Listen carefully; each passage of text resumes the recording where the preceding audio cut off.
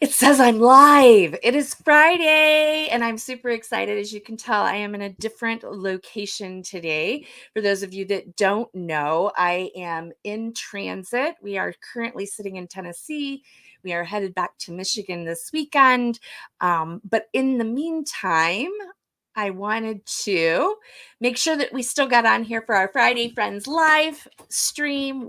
And for those of you who may not know who I am, my name is Nicole Broadhurst. I'm a former healthcare administrator turned independent patient advocate, CEO of Tennessee Health Advocates, and founder of The Circle, where I help independent patient advocates create sustainable and profitable practices.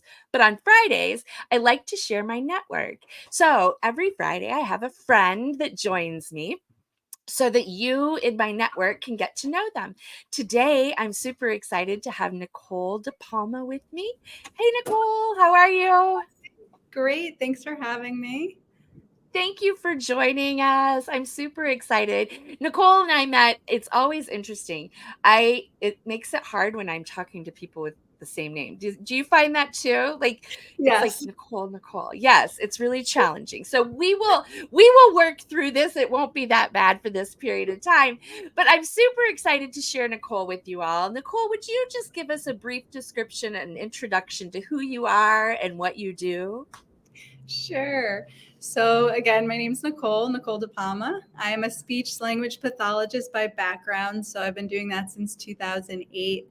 And I specialize in helping patients with dysphagia. So, dysphagia means difficulty swallowing. So, patients who maybe have feeding tubes or had neurological issues like a stroke that cause them to have difficulty swallowing, we perform a procedure called flexible endoscopic evaluation of swallowing. And it's a That's a handful. long name. Yeah. You can shorten it. It's FEES is the Oh, acronym. okay. So Okay. the company name Endoscopy Dysphagia Specialists, where we specialize in this procedure and we go from facility to facility performing this procedure, mostly skilled nursing facilities, hospitals, rehabilitation centers. So basically, this procedure is where a small camera or scope is placed into the nose, looks down the throat from kind of like a bird's eye view, the top of the throat, and you can actually see the structures of the swallow. And while the patient, Wow. yeah, and you can see while the patient's eating and drinking what's going on with that swallow process. So, is the food and Wow. liquid going down where it's supposed to? Is there food remaining in the throat?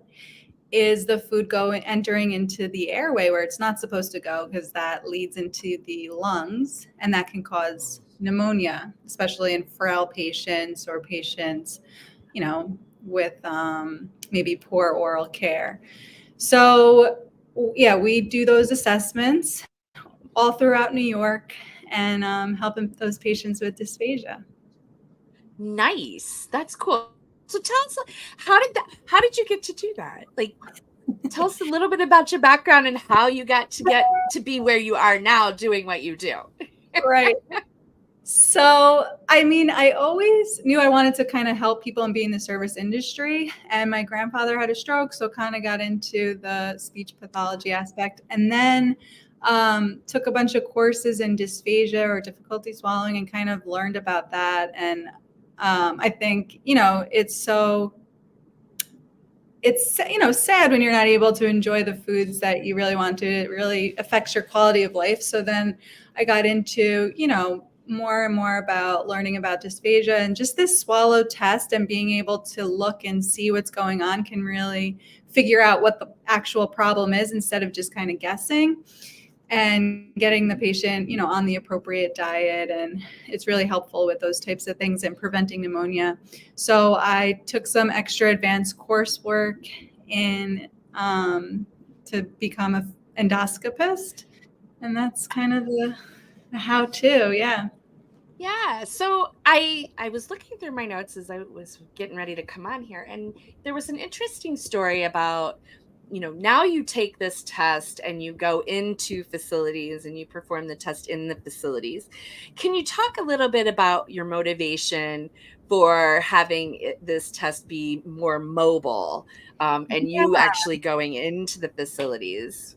Yeah. So, I mean, I've worked in skilled nursing facilities, you know, all for years. And I noticed that like we would have to send the patients out to get this other test called a modified barium swallow, which is an x-ray of the swallow. It's also an excellent test to be able to assess if a patient is having trouble and what's going on. But it just took so long to get that scheduled. And maybe, patients would miss appointments. We maybe didn't even get the report back from the facility in Ooh. terms of, what happened after they went.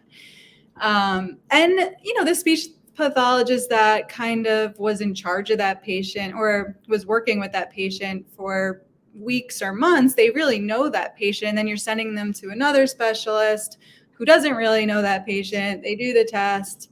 So you kind of get like varying reports. And with this test, with the fees, when I go to the patient's bedside, the speech pathologist that's working with that patient is there too. And they can kind of tell me like, this is what usually happens. This is what I'm looking for. So it's much better coordinated care for the patient. I And love it. I love it. yeah, we can do it in 1 to 2 days after, they call us. And it's just much better care for the patient. Yeah. Nice. Yeah. So I think so for me, having been in healthcare, that modified barium swallow test, like I'm much more familiar with that than I was with what you explained. What did you call it? The fees? What was that? Fees. Fees. FEES. Okay. Yeah. So I think the explanation of sharing with us how it relates to the modified barium swallow, right? Instead of that, you're doing this mobile test to get those results more timely, I'm assuming, right? I would think. And Yeah. and like you said, it makes it easier to coordinate. Right. And they're not always interchangeable. Like sometimes you do need both tests, and sometimes you you know the fees is better for the patient if they're kind of having trouble with their voice as well, or those kinds of things. So there are some times where we want the patient maybe to do the modified barium over the fees, but a physician and or your speech language pathologist would know which test is kind of the best one for that patient. Yeah. I Great. did say that. Awesome. That's good. Yeah, no, that's good to know. That's good to know. It's a So newer thanks so much for procedure.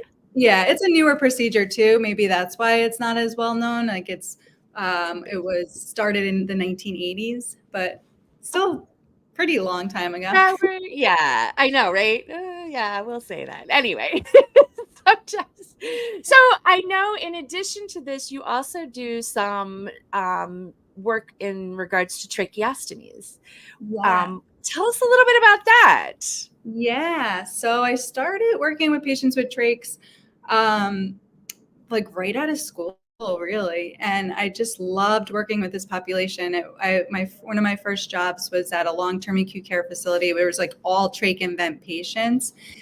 And these Oh, patients just really like they're at increased risk of such like adverse events from happening. So if the trach falls out, and if care providers don't know how to deal with, you know, a patient with a tracheostomy tube, how to clean it, how to suction, how to wean them from the ventilator, oh, how yeah. to be able to get them to communicate, and if they're safe to eat and drink. So these things are all like so important and different for a patient with a trach versus a patient who doesn't have a trach. So I really love working with this population, and I think there's such a need for education with clinicians, with the care providers. So if the patient is to go home with a tracheostomy tube, having the family trained in all of that. So Oh, yeah, yeah. it's very, very Yeah. important. Yeah. Yeah. Just in my experience with families and with tracheostomy patients, what you just said is really key. I've worked with families in the past that were taking their loved one home with the tracheostomy, and it can be scary. Yeah. to them as care providers, right? To know what to do and how to handle that. And so what is you do you offer a service to try and assist family caregivers or care providers with the tracheostomy care, or tell us a little bit more about the details of what you do with that population? Sure. So we do have, there's a website called tracheostomyeducation.com, which provides coursework. It's online coursework for, clinicians, family members can take it. There's continuing education units that are Oh, provided nice. for staff. So for nursing, respiratory, and speech pathology, they can get their continuing education.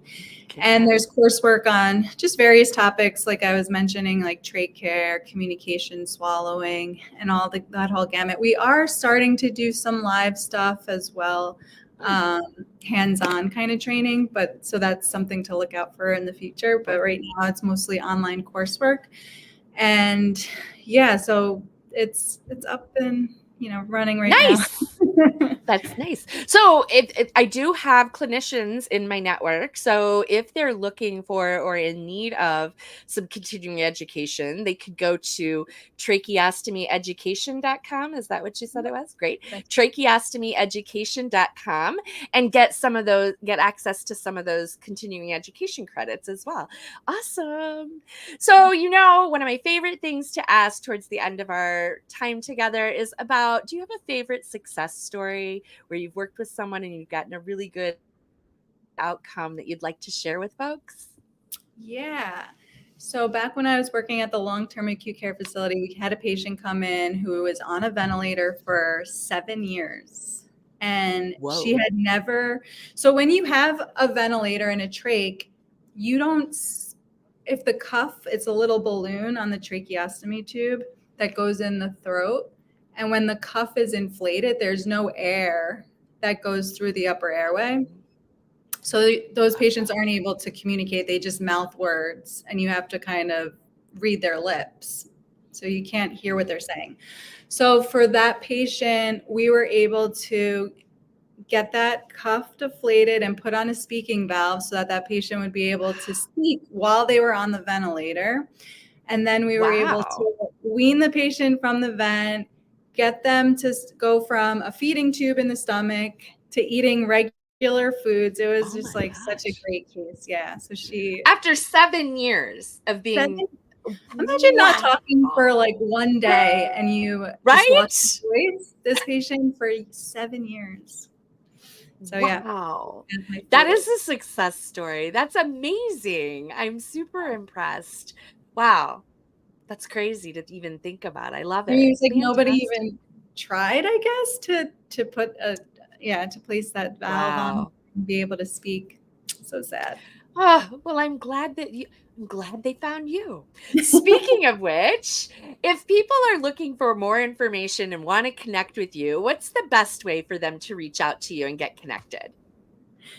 So my email is Nicole at endoscopy, so NDoscopy.com, or Nicole at tracheostomyeducation.com. Education. And they can also follow me at endoscopy or at tracheostomy education on Instagram as well. Perfect. Wonderful. Well, Nicole, I'm so grateful to have you in my network and to know you and to have access to you and all of the resources that you provide. And I'm super excited that we got to share you with everyone else. So I'm looking forward to people connecting with you and, of course, continuing our conversation outside of Friday Friends. But in the Thank meantime, have a great weekend. Thank you so much, Nicole. Thank you for Thank having me. you. I had a blast. Thank you. Yay. Awesome. Well, we will see everyone back here next Friday for another Friday Friends. In the meantime, go have a great week and we'll see you next week.